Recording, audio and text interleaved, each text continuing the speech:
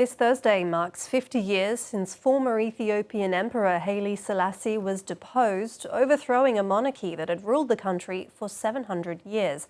The Marxist-Leninist military junta known as the Derg seized power, and then tens of thousands died at the hands of the new regime, which ruled until its own overthrow in 1991.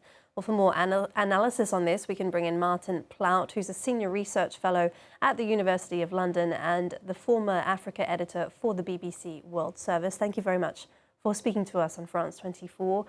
Selassie is considered by many to be one of the greatest modernizers of Ethiopia, but he also has his critics who point out that he let people starve to death during several major famines. Tell us about his legacy.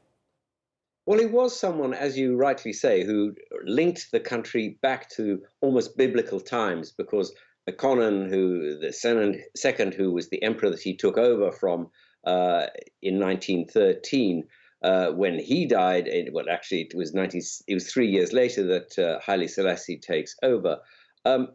Saw himself as the successor to biblical emperors that linked themselves back to the King Solomon. So he was somebody of enormous dignity who saw Ethiopia through some of the most terribly difficult times, the invasion of Ethiopia by the Italians in 1935 under Mussolini, and he then went into exile in Britain, only returning when Britain and her allies like South Africa put the emperor back on the throne with the help of Ethiopian guerrillas. But he was also seen as somebody who guarded the dignity of Africa itself. Ethiopia was the one country that was never colonized. It remained independent throughout the colonial period. And Haile Selassie, in a sense, retained his dignity and sense of worth of Africa. And for that reason, people in Africa revere him as a hugely important leader. Well, it's not just the people of Africa. The Rastafarian movement, which was born in Jamaica, also idolizes him. Tell us more about that. Well, that goes back to his original name. Ras means prince, and Tafari was his original name. He took on the name Haile Selassie when he became the emperor. The Rastafarians see themselves as linked to his time, and he allowed them to come and live in parts of Ethiopia, and they still look back to Rastafari as a sort of father figure of their own culture. But he always found them slightly amusing and odd. I mean, they weren't a really important part of Ethiopian culture. And as you rightly said, there were elements of his rule which were poor.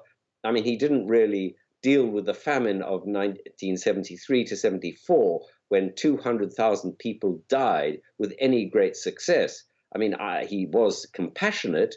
I met somebody who actually went to see him and personally appealed to him to give aid and assistance to the people. And he did indeed. He just waved his hand, and an assistant came along, and the aid was forthcoming. I would say that my friend was then asked to go and help see the imperial lions, which he did. He had a group of lions he used to feed by hand, and he went to see them as well, which was quite an amusing incident. But he was somebody of great stature. He worked with Britain. He was a founding father of the United Nations as well. Ethiopia becomes a founding member of it. So he was somebody who was very much part of the old order and of the new order in Ethiopia, but then finally made a tragic error in refusing to allow regional autonomy in Eritrea, and that led to a terrible war, which was one of the unmarked reasons why he was finally overthrown by the army. And tell us a bit about what came next. I mean, the Derg junta, how has this all played a part on what we know of Ethiopia now? Well, the junta under Mengistu was appallingly savage in its repression of any kind of resistance. Mengistu himself has now fled to Zimbabwe, where he lives, although many in Ethiopia would like him to be brought back to face his crimes. I don't think he ever will. The Derg repressed every kind of resistance, and in itself, that set off a chain of events which finally saw the overthrow of the military regime in 1991. Now, Haile Selassie was taken out by the Derg, was executed, was buried in the palace grounds. Some even said under a toilet, which is possibly untrue. But it indicated how badly he was treated, and with no respect whatsoever. And his own family have asked for him to be rehabilitated. He was later dug up. His body was dug up and was placed in the cathedral in Ethiopia, in Addis Ababa, and it is still a place of reverence. There are many in Ethiopia who still look back on the days of the emperor as one of of stability, even though there were difficult times and there was a war and this terrible famine. There was also something which people don't really remark on very much, but actually, slavery continued throughout Haile Selassie's reign. I mean, I have photographs of some of the slaves bringing tribute to be paid into the war fund for Haile Selassie when he fought the Italians.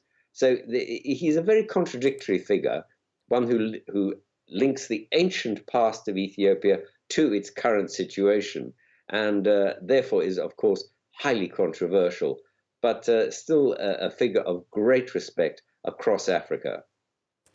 And let's just focus on Ethiopia these days. I mean, it's no stranger to conflict. We've seen the violence in the Tigray region in recent years. There's also violence along the border with Sudan.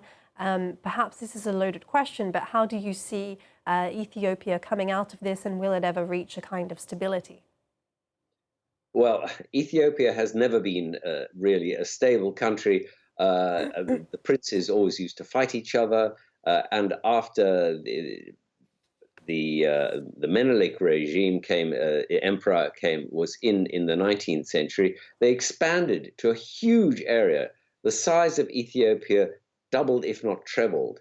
And they took in, from being, say, a dozen nationalities, they took in nearly 90 nationalities. Now you can imagine how destabilizing that has been.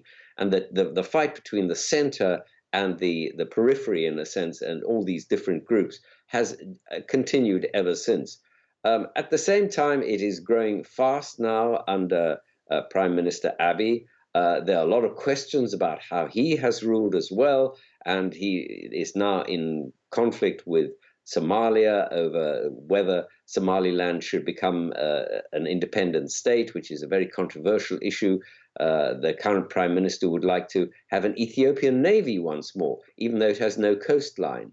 So there are all sorts of strange elements to the Ethiopian situation.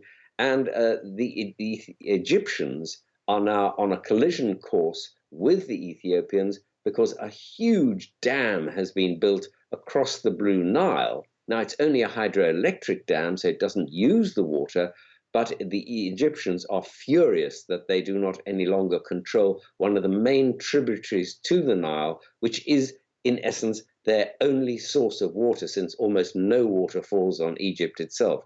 So you can imagine this is a very, very difficult situation for the Ethiopians to find themselves in. But they are enormously resourceful people. They have great intelligence and capability to overcome the most difficult circumstances. And I'm sure that in due course, Ethiopia will be a powerful and prosperous country and remain a leader of Africa. All right, well, on that note, we'll have to leave it there. Thank you very much, Martin Plaut from the University of London.